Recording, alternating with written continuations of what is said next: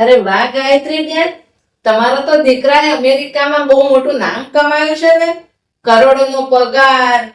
તમારે તો મોજે મોજ છે. મોંઘી મોંઘી ગાડીઓ, વિદેશ યાત્રા. મોજ તો અમે કરીએ જ છે, પણ એ વસ્તુઓની નહીં, લાગણીઓની છે. એવું? તમારો દીકરો એટલું કમાય છે, તો જૂનો સોફો, જૂનો પલંગ, સાદું ભોજન.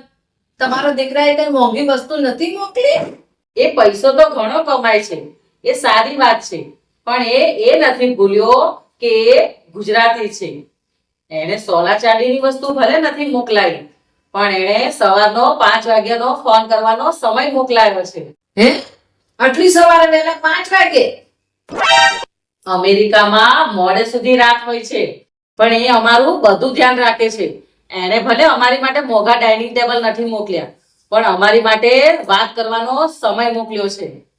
સાચું સુખ એ નથી કે તમે કઈ વસ્તુ ખરીદી શકો છો, પણ એ છે કે તમે તમારા સંસ્કાર ક્યાં સુધી જાળવી રાખો છો.